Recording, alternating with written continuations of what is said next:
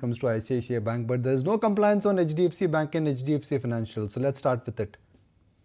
Could this be the big issue? Frankly, this is the first subsidiary of HDFC Bank which is going public. Up until now, it's HDFC Limited. HDFC Insurance went public, AMC went public. Those were part of HDFC Limited. Now HDFC Bank subsidiary is going public.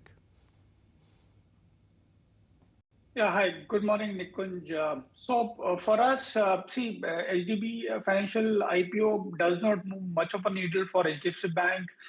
It might add about 2% to their book and about 4% of the overall price. So beyond that, we don't see much of a scope. I think in general, banking lacks trigger in the near term because I think the rate cut is around the corner, and obviously it will pressurize margins for most of the banks, and which is why I think probably some of these banks are sort of yet not performing. Although the PSU banks relatively look slightly better given the fact that their EBR linked portfolios relatively lesser compared to private banks. But in general, not negative on banks, but near-term triggers are missing for banks to sort of do well. They have already done the heavy lifting up till now.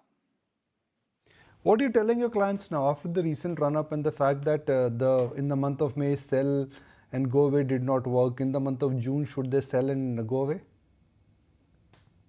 Actually, Nikunj, if you sort of look at, we have seen a rally of about 15% from the lows, and we have sort of seen a decline of about 3%.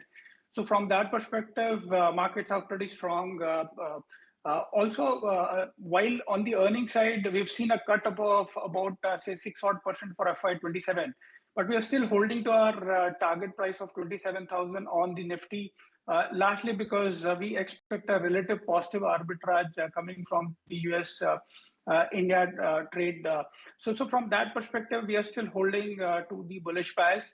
A lot will depend on how things sort of pan out. And overall sense is that once we are sort of done with that, second half is where we would expect things to become a lot more better. Like I said, first half, banking might witness pressure on the NIMs. Second half is where we could expect the recovery, which is where the depository pricing can happen. So overall senses, markets are looking good to us. Domestic liquidity also is good to us. I think mutual funds are sitting on about 1.5 lakh crore kind of equity, which would prevent a downside in the market. So from that perspective, we are largely sort of well set to sort of do well. But near term, yes, probably some consolidation I wouldn't rule out. Pankaj, what is it that you're making of Yes Bank? And now there's board approval for a sizable 7,500 crore rupee fundraise. So Yes Bank, we are not tracking so much, but even within the tier 2 private banks, I think whether it is say IDFC First Bank or some of the other banks, whosoever has got exposure to microfinance, I think they're still sort of cautious, probably 1 or 2 more quarters of pain, and that is when we expect things to sort of look up. So Yes Bank specifically don't carry any view. A lot of interesting block deals. Last week it was Indigo, ITC. This week you got Aditya Birla Fashion, where Flipkart is actually exiting. Now Flipkart had taken rights a couple of years ago, I think 2022. Yeah, 2022 is what I remember. They had taken a right issue. Now that's where I think, interestingly, a lot of MNCs are looking at selling their ownership in their India arm, or a lot of cross investments. And another one big cross investment which I think is on the cards is Reliance is also looking at exiting their stake in Asian Paints. Yes, you heard me right. Reliance owns some stake in Asian Paints and they're looking at exiting it. So I will not be surprised that if that block deal really hits the market very soon. But these are some of the promoter exits, some of the P exits, some of the FDI exits which are there. Tata Chem, TPG, it's a P investor. Foreign investors cashing out cannot be the headline for Alchem Labs when we are writing the word promoter. Please change it. Aditya Birla Financials is where Flipkart had put in a rights issue. Pankaj, the block deals are abundant now, whether it is promoter based or PE based. Do you think, irrespective of the FI buying or DI consistent SIP flows, the liquidity now will get neutralized because of fundraising? So, Nikunj, yes, possible to some extent, because when you look at even the IPO market is looking to sort of get revived.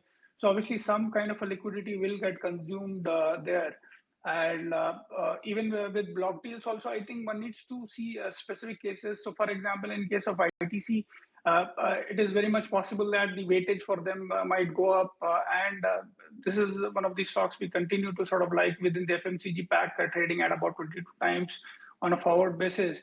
So again, it's a very case specific, but I really do not see a lot of these block deals being negative. I think it is so from that perspective, I think things are really looking okay to us.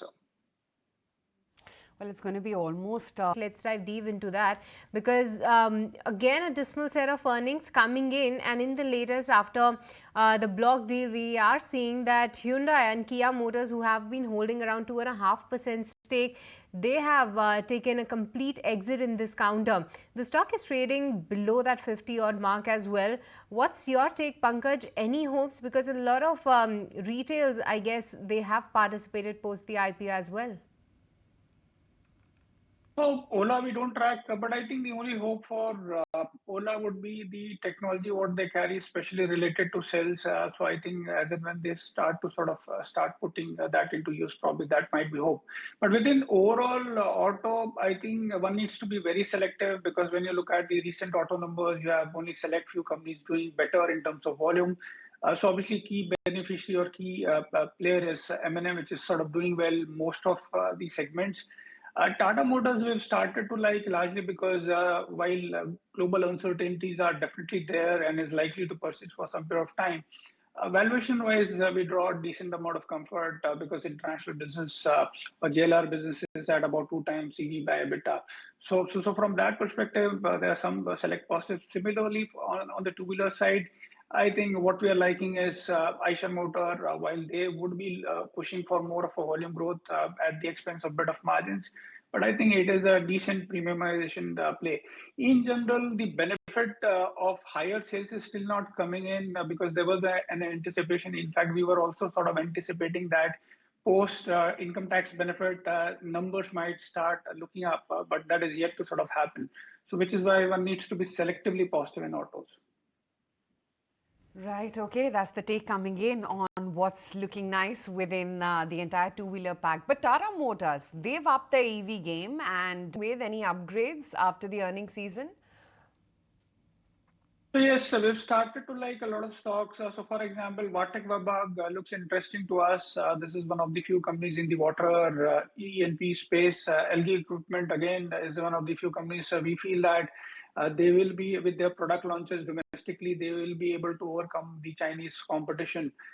In addition to that, some of the cement companies like JK Lakshmi looks good to us. Historically, or last few years, they've grown at 4%. Now our sense is that with capacity expansion, they could be growing at about 8% Lumax Auto is another company which we like, while the stock has run up, but post-correction, I think this is one of the few auto ancillary companies which is guiding for a 20% CAGR growth until 2031. So that looks good to us. And HEG is another company which we like because I think somewhere down the line, a lot of these global companies or peers are witnessing challenges, and either someone will go out of the business or the price for graphite electrodes is expected to sort of or can go up. So HEG is relatively a lot better placed. So these are some of the ideas which we are liking. All right.